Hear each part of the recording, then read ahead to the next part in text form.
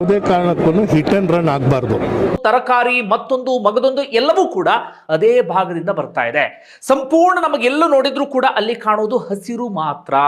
ಆದ್ರೆ ಇದೀಗ ಸರ್ಕಾರ ಅದೇ ಜಾಗವನ್ನ ಬಂಜರು ಭೂಮಿ ಅಂತ ವಾದ ಮಾಡಿ ರೈತರನ್ನ ಯಾವುದೇ ವಿಶ್ವಾಸಕ್ಕೆ ತೆಗೆದುಕೊಳ್ಳದೆ ವಶಕ್ಕೆ ತೆಗೆದುಕೊಳ್ಳೋದಕ್ಕೆ ಹೊರಟಿದೆ. ಆ ಕಾರಣಕ್ಕಾಗಿ ರೈತರ ಆಕ್ರೋಶದ ಕಟ್ಟೆ ಒಡೆದಿದೆ ಇದ್ದಾರೆ. ಇವತ್ತು ಬೆಂಗಳೂರು ನಗರಕ್ಕೆ ಎಂಟ್ರಿ ಕೊಟ್ಟು ಬಿಟ್ರು ಒಂದು ರೈತರ ದೊಡ್ಡದಾಗಿರುವಂತ ಪಡೆ. ಯಾವುದೇ ಕಾರಣಕ್ಕೂ ಹಿಟ್ ಅಂಡ್ ರನ್ ಆಗಬಾರ್ದು. ನೀವು ಆರೋಪ ಮಾಡಿದ್ದೀರಾ, ಇದಕ್ಕೆ ಪ್ರತ್ಯೇಕವಾಗಿ ಚರ್ಚೆ ಆಗಬೇಕು ಅನ್ನೋ ಪತ್ರ ಬರೆದಿದ್ದೀರಾ. ಅದಕ್ಕೆ ರಾಜ್ಯದ ಮುಖ್ಯಮಂತ್ರಿಗಳು ಸ್ಪಂದಿಸಿ, ನೀವು ನಿಮ್ಮ ಜೊತೆಗೆ 5 ಜನ ನನ್ನ ಜೊತೆಗೆ ಚರ್ಚೆ ಮಾಡಲು ಸ್ಪಂದಿಸಿ ಬನ್ನಿ ಅಂತ ಕರೆದಂತಹ ಸಂದರ್ಭದಲ್ಲಿ ನಿರಾಕರಣೆ ಇದು ಅವ್ರಿಗೆ ಬಿಡದಿ ಟೌನ್ಶಿಪ್ಪಿನ ವಿಚಾರದಲ್ಲಿ ಆಸಕ್ತಿ ಇಲ್ಲ ಅನ್ನೋದು. ಮೇಡಮ್, ಅದೇ ಪ್ರಶ್ನೆ ನಾನು ಇಲ್ಲಿ ಬರುವಂತ ಪ್ರತಿ ರೈತರಿಗೆ ಅದನ್ನೇ ಕೇಳೋದು. ಈ ಭೂಮಿನ ನಾವೀಗ ಒಂದ್ ರೀತಿಲಿ ರಿಯಾಲಿಟಿ ಚೆಕ್ ರೀತಿಲಿ ಮಾಡ್ತಾ ಇದೀವಿ. ಇದು ಕೃಷಿಗೆ ಯೋಗ್ಯನಾ ಅಲ್ವಾ ಅನ್ನೋ ರೀತಿಲಿ ಸರ್ಕಾರ ಹೇಳ್ತಾ ಇದೆ ಇಂಥ ಭೂಮಿಗೆ ಕೃಷಿಗೆ ಯೋಗ್ಯವಲ್ಲದ ಭೂಮಿ ಅಂತ. ಅವ್ರಿಗೆ ಹೇಳೋದಕ್ಕೆ ಏನು ದುಡ್ಡೇನು ಕೊಡ್ಬೇಕಾಗಿಲ್ಲ ಸರ್. ನಾವು ಹೇಳ್ತೀವಿ ಅವ್ರ ಅಧಿಕಾರದಲ್ಲಿರೋದಕ್ಕೆ ನಾಲಾಯಕ್ ಅಂತ. ಬಟ್ ಏನು ಅವ್ರೇನು ರಾಜಕೀಯ ಬಿಟ್ಟು ಬರ್ತಾ ಇದಾರಾ? ಬರ್ತಾ ಇಲ್ಲ. ಈಗ ನೀವು ನೋಡ್ತಾ ಇದ್ದೀರಾ, ಈ ಬೆಳೆ ಈ ಭೂಮಿಯಲ್ಲಿ ನೀವು ಏನೇ ಹಾಕ್ಲಿ ಬಂಗಾರದಂತ ಬೆಳೆಗಳಾಗ್ತಾ ಇದೆ, ಆಯ್ತಾ? ನಮ್ಮ ಮನೆಗಳಲ್ಲಿ 5 ವರ್ಷದ ಮಗುವಿಂದ ಸಾಯೋ ಮುದುಗುನ್ ತನಕ ನಾವು ವ್ಯವಸಾಯ ಮಾಡ್ತಾ ಇದೀವಿ. ಇವ್ರು ಏನಾದ್ರು ಮಾತಾಡಿದ್ರೆ ನಿಮ್ ಜಮೀನುಗಳು ಕೊಟ್ರೆ ನಾವು ನಿಮ್ ಮನೆಗೆ ಒಂದೊಂದು ಕೆಲಸ ಕೊಡ್ತೀನಿ ಅಂತ ಹೇಳ್ತಿದ್ರೆ, ಮನೆಗೊಂದು ಕೆಲಸ ಕೊಟ್ರೆ ನಾವ್ ಹೆಂಗ್ ಬದುಕ್ಲಿಕ್ಕೆ ಆಗುತ್ತೆ? ಈಗ ಇವ್ರ ಮನೆಗಳಲ್ಲೇ ನಾವ್ ಹೇಳ್ತೀವಿ ಒಬ್ಬೊಬ್ಬರ, ಈಗ ಅವ್ರಪ್ಪ ರಾಜಕಾರಣಿ, ಮಗ ರಾಜಕಾರಣಿ, ಮೊಮ್ಮಗ ರಾಜಕಾರಣಿ, ಮಗಳು ರಾಜಕಾರಣಿ, ಇವ್ರಿಗೆ ಮಾತ್ರ ವಂಶ ಪರಂಪರೆಯಾಗಿ ರಾಜಕಾರಣ ಬೇಕು. ಆದ್ರೆ ರೈತನಿಗೆ ಮಾತ್ರ ಅದೇ ವಂಶ ಪರಂಪರೆಯಾಗಿ ಬರ್ತಿರೋ ಜಮೀನುಗಳು ಮಾತ್ರ ಬೇಡವಾ? ಇದನ್ನೆಲ್ಲ ಸಾಲದು ಅಂತ ನಮ್ಮ ಶಾಸಕರು ಹೇಳ್ತಾರೆ. ಒಬ್ಬನ ಸಮಸ್ಯೆ ಅಲ್ಲ, ಸೊ ಜನಗಳ ಸಮಸ್ಯೆ, ಜನಗಳ ಎದುರಿಗೆ ಬಂದು ಚರ್ಚೆ ಮಾಡಿ ಅನ್ನುವಂಥದ್ದು. ನೋಡಿ, ಒಂದು ಹೇಳುವಂಥದ್ದು, ಯಾವುದನ್ನ ಬಗೆಹರಿಸಬೇಕು, ನಿಮ್ಮ ಅನಿಸಿಕೆಗಳಿಗೆ ಸಮಜಾಯಿಸಿ ಕೊಡಬೇಕಾಗಿರುವಂಥದ್ದು ಸರ್ಕಾರದ ಕರ್ತವ್ಯ. ದುಂಬಿ ಮಾಡಿಕೊಂಡು ನಾನು ಏನೋ ಮಾಡ್ತೀನಿ ಅಂತ ಹೇಳಿದಾಗ ಅದು ಯಾವುದೇ ರೀತಿಯಲ್ಲಿ ಪರಿಹಾರ ಅಲ್ಲ.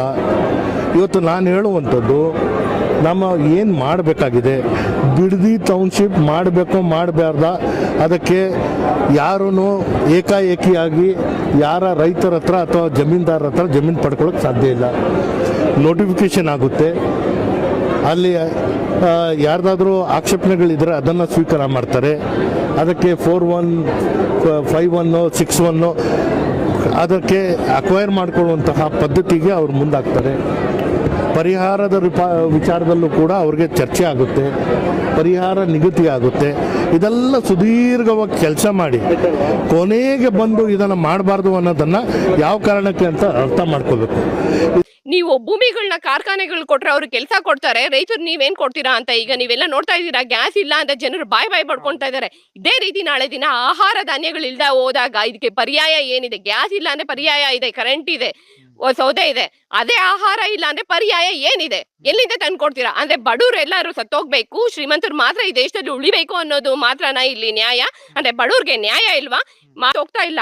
ನಮ್ಮ ಭೂಮಿಗಳನ್ನ ಬಿಡಿ, ನಮ್ಮ ಪಾಡಿಗೆ ನಾವು ಬದುಕೋದಿಕ್ಕೆ ನಮ್ಮನ್ನ ಬಿಡಿ, ಅಷ್ಟೇ ನಾವು ಕೇಳ್ತಾ ಇರೋದು.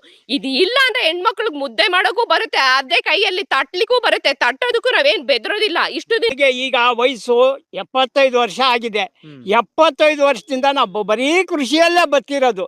ಇವತ್ತು ಕೃಷಿನೇ, ನಾಳೆನೂ ಕೃಷಿನೇ. ನಮ್ಗೆ ಇದನ್ನ ಬಿಟ್ರೆ ಬೇರೆ ಯಾವ್ದು ಇಲ್ಲ. ಇವರು ಬಂದು ಸರ್ಕಾರ ನಾವು ಕಿತ್ಕೊಂತೀವಿ ಇವ್ರ ಅಪನ ಆಸ್ತಿನ ಕಿತ್ಕೊಳ್ಳೋದಿಕ್ಕೆ ನಾವೆಲ್ಲೋಗ್ಬೇಕು ಕಿತ್ಕೊಂಡು? ನಮ್ಗೆ ಹಳ್ಳಿನೇ ಬೇರೆ ಶಿಫ್ಟ್ ಮಾಡ್ಬಿಡೋದಕ್ಕೆ ಇವರು. ನಾವು ಹಳ್ಳಿಯಲ್ಲಿ ಆಗಿರೋದು. ಪರಿಹಾರ ಕೊಡ್ತೀವಿ ಅಂತಾರಲ್ಲ, ಏನ್ ಪರಿಹಾರ ಅವ್ನು ಕೊಡೋದು? ನಾವು ಕೊಡ್ತೀವಿ ಬೇಕಾದ್ರೆ ಸರ್ಕಾರಕ್ಕೆ ಪರಿಹಾರ. ಯಾತಕ್ ಬೇಕಾ ಅವ್ರ ಪರಿಹಾರ? ನಮ್ಗೆ ಬೇಕಾಗಿಲ್ಲ. ನಮ್ಗೆ ಬೇಕಾಗಿದ್ದು ಭೂಮಿ ಇಲ್ಲ, ನಾವು ಸಾಯ್ಬೇಕು, ಅವ್ರು ಸಾಯ್ಬೇಕು ಅಷ್ಟೇ. ನಮಗೆ ಬೇಕಾಗಿರೋದು ಅಷ್ಟೇ. ಅವ್ನ ಮನೆಯಲ್ಲಿ ಕುಂತ್ಕೊಂಡು ಹಂಗಾದ್ರೆ ಅವ್ನ ಜಮೀನು ಬೇಕಾದಷ್ಟಿದೆ. ಅವ್ನ ಮಿನಿಸ್ಟ್ರಿಗಳಿದಾರಲ್ಲ, 100 ಎಕರೆ ಇದೆ, ಅದು ಬಿಟ್ಕೊಡ್ಲಿ. ನಾವ್ಯಾಕೆ? ನಾವು 10 ಎಕರೆ 1 ಎಕರೆ, ನಾವು 10 ಎಕರೆ ಇರ್ಲಿ, ನಮ್ಮ ರೈತರ ಜಮೀನು ಯಾಕೆ ನಿಮ್ಗೆ? 100 ಕೋಟಿ ಆಸ್ತಿಗಳು ಮಾಡ್ಕೊಂಡಿದ್ದಾರೆ ಈ ಆನೇಕಲ್ ತಾಲೂಕಲ್ಲಿ ಎಲ್ಲ ಮಿನಿಸ್ಟ್ರಿಗಳು.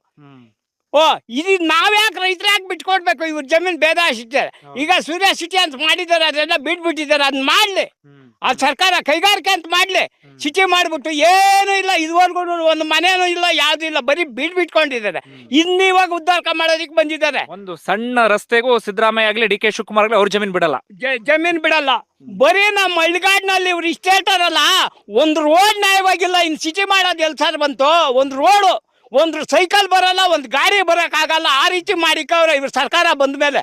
ಇನ್ನೇನು ಸರ್ ಇವ್ರು ಉದ್ಧಾರ ಮಾಡೋದು? ರೈತರಿಗೇನು ಭಿಕ್ಷೆನ ಅವರು ಕೊಡೋದು? ನಾವು ಭಿಕ್ಷೆನೂ ಬೇಡ, ಅವ್ನು ಭಿಕ್ಷೆನೂ ಬೇಡ, ಯಾವುದು ಬೇಡ, ನಮ್ಗೆ ಭೂಮಿ ಕೊಟ್ರೆ ಒಂದು ಸಾಕು.